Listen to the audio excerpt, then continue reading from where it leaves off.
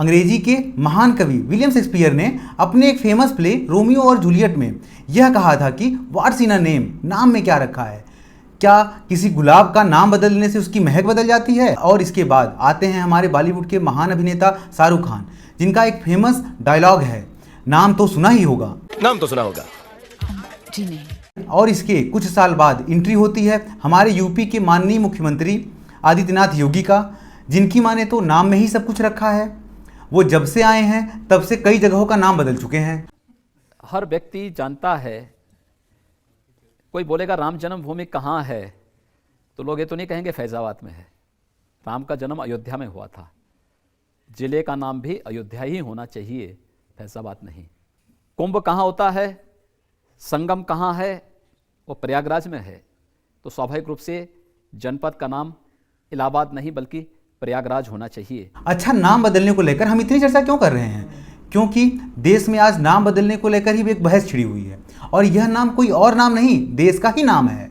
आज पूरे देश और हर टीवी डिबेट में यही चर्चा हो रही है कि देश का ऑफिशियल नाम क्या होना चाहिए। India, that is Bharat, as per the constitution. Is the government planning to change the name of the country?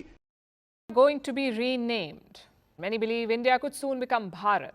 इस वीडियो में हम 4 पॉइंट पर बात करेंगे। पहला यह कि क्या सरकार सचमुच भारत और इंडिया नाम की जगह केवल भारत नाम यूज करने जा रही है। दूसरा, क्या नाम बदलना इतना ही जरूरी है। और तीसरा, हम इंडिया के नाम की हिस्ट्री के बारे में भी जानेंगे।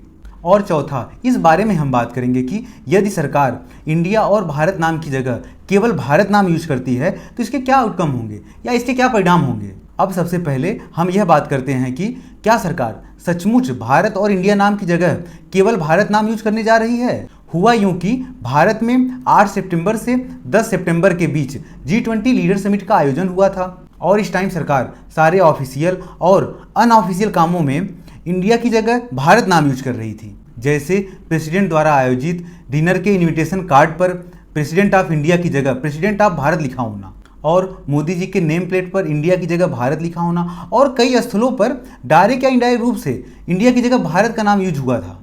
ये सब बातें हमें कहीं ना कहीं इस ओर संकेत करती है कि सरकार नाम बदलने को लेकर गंभीर है, क्योंकि ऐसा पहली बार हुआ है G20 जैसे बड़े आयोजन में सारे ऑफिशियल कामों के लिए इंडिया की जगह भारत यूज हुआ था। अब दूसरी बात पर आते हैं, क्या नाम बदलना इतना जरूरी है। राहुल जी के शब्दों में कहें तो बीजेपी के नरेंद्र मोदी जी के हिंदुस्तान में हमें रोजगार नहीं मिल सकता है। BHEL, रेलवेज, तेल की कंपनीज को सबको एक के बाद एक ये प्राइवेटाइज कर रहे हैं। महंगाई बढ़ती जा रही है।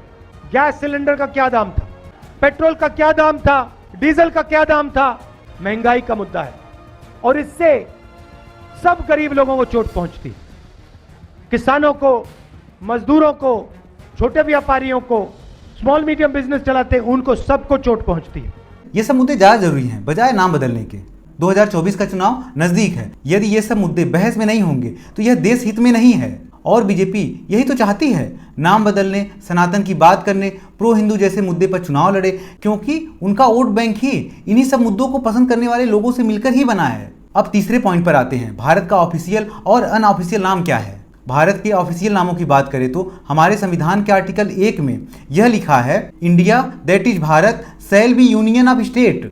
इसका मतलब यह हुआ कि इंडिया ऑफिशियली 2 नाम यूज कर सकती है, इंडिया और भारत। और भारत के अनऑफिशियल नामों की बात करें तो आर्यव्रत, जम्मू द्वीप, हिंदुस्तान और भी कई नाम हैं जो हमारे हिस्ट्री में मिलते हैं। अब अंतिम बात करते हैं, यदि गवर्नमेंट इंडिया और भारत नाम की जगह केवल भारत नाम यूज करेगी तो इसके क्या आउटकम होंगे।